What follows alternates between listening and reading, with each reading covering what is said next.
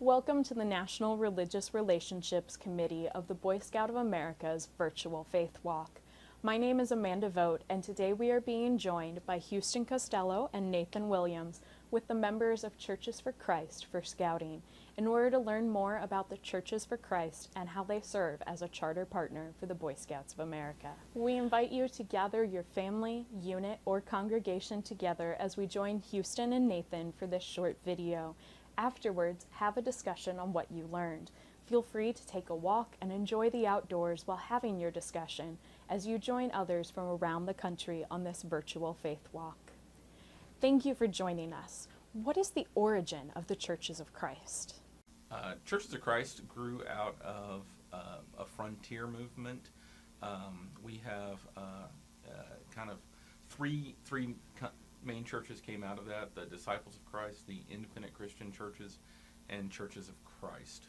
So we emerged in the Pennsylvania-Ohio Valley frontier around the turn of the 19th century, and the Churches of Christ were mainly the southern denomination that grew out of that, and the southern group that developed and came out from that. Disciples of Christ were more in the north, Churches of Christ were more in the south, and by the time of the end of the 19th century, we saw that we were basically some distinctive churches and separate bodies.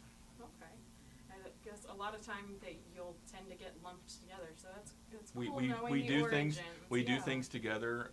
We have the Disciples and the Churches of Christ have a history at jamborees. We participate together and hold worship services together, and it's been a tradition that we've held for a lot of years.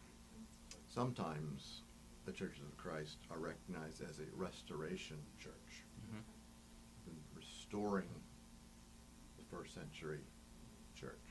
The idea is that at that time when we were emerging from other churches, it was more of a return to the Bible, a return to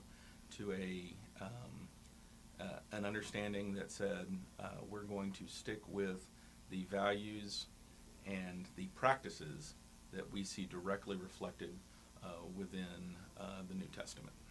Okay. And that is specific. The New Testament is where we stand. We look at the Old Testament as pointing forward to Christ. Do you have any BSA recognized religious emblems programs? Yes, our religious emblems program is what we term in the Servant Leadership Series, and we have 4 youth awards, and we have 1 adult award. The youth awards begin with the Loving Servant, which is our grades 1 through 3 program. We have the Joyful Servant, which is our grades 4 and 5 program.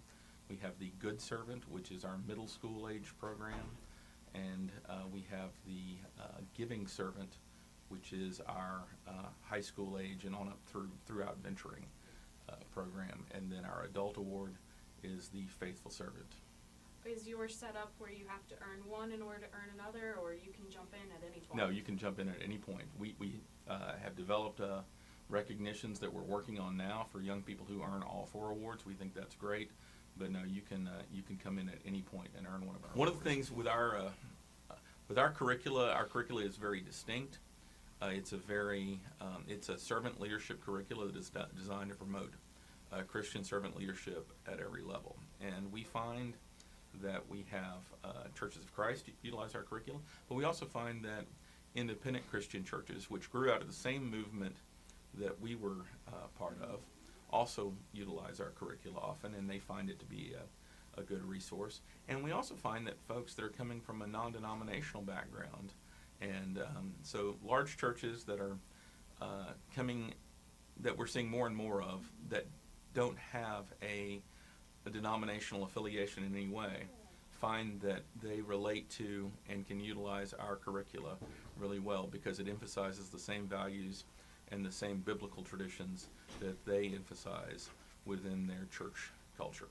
That's definitely something to point out, as a lot of faiths you have to be part of that particular faith in order to work through it. So No, any kid can work through our awards, and we're grateful for it. And we send those awards out, and we salute them the same way that we do kids from our faith tradition.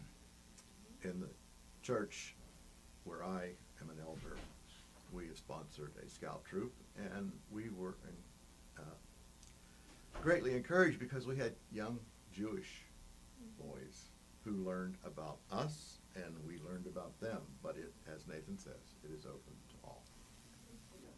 Is there an organization that works with local councils in order to help establish scouting units in Yeah, your churches? Members of Churches of Christ for Scouting is the national organization, and we work with local councils around the nation to help them and establish churches. One of our chief missions is that we serve as a liaison between Churches of Christ and those scouting community, and to help the scouting community understand Churches of Christ, but also to help Churches of Christ understand how to navigate and talk to the scouting community. Do members of the Churches for Christ put on any training courses or webinars for building relationships between local churches and scouting?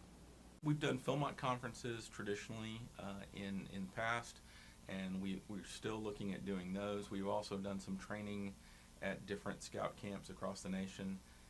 We try to have those periodically about every 2 years. So the best way to do that is to get on our mailing list and to come visit our website.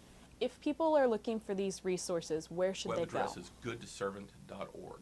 It's named after our middle school age award, so goodservant.org will get to us, and you can find resources, and you can also download all of our curricula and review it and see if it's suitable for you to use. One of the things that is important, the Churches of Christ have no hierarchy. Therefore, members of Churches of Christ become a clearinghouse for information going to the individual churches and to and from the Boy Scouts of America. Members of Churches of Christ for Scouting was founded in 1986. We just celebrated our 30th birthday, and we're very proud of that. But it was founded by volunteers who came together from across the country and said, we need to do something to help our fellowship be able to understand the world of scouting. And we've been around for a number of years. We've developed a independent program. We fundraise, we do many things, but we don't have any central church governing body that is sending us funding or is doing anything for us. We rely entirely on donations coming from our the folks who utilize our materials, and from individuals and individual church congregations that choose to make us part of their ministry efforts. And so that's how we work, and that's how we're funded, and that's how we're able to support scouting in all of its various forms. Our organization recruits chaplains to work at national, world jamborees, Philmont high adventure camps, as well as training local folks. Nathan has spent several years working at Philmont as a chaplain. As a Philmont chaplain, do you have any encouragement for pastors or anyone to come out there and work? Oh, I highly encourage it. There's nothing better than doing the work of God in God's country. I have never worked in any place where I felt like I was constantly doing God's work. And that, I'm not trying to exaggerate. I'm not trying to, it's one of the toughest jobs that I've ever had that I absolutely loved. All right. Anything else that you'd like to share during these Walk with Faith videos?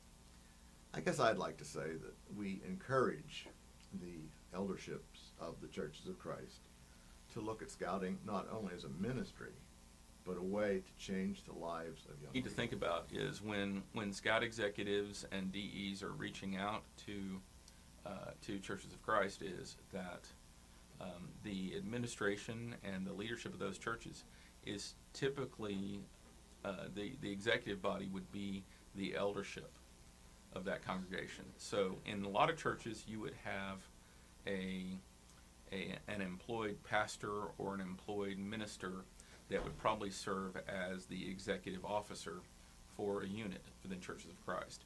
Within Churches of Christ, typically it's more appropriate for that person to be one of the eldership, which would be, in effect, a board of directors of that congregation.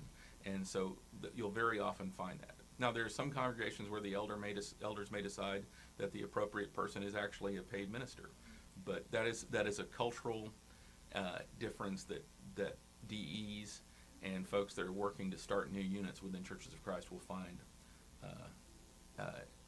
different, but an understanding that they would need to have. Well, thank you for joining us and talking about some of the topics relating to scouting in the Churches of Christ on our virtual Faith Walk. Don't forget to have a discussion about what you learned with your family, your unit, or your congregation. Here are some great questions to get you started. How can Scouting partner with the local Churches of Christ in our community to strengthen relationships with the next generation of youth and young adults? How can our unit or congregation work with Churches of Christ Faith for religious services, emblems, service projects, and more? And how does the Churches of Christ Faith compare to your own faith? We will see you next time as we continue our virtual Faith Walk through some of the many faiths represented throughout the Boy Scouts of America. Remember, the Scout oath starts with your duty to God, and the Scout law ends with a Scout is reverent.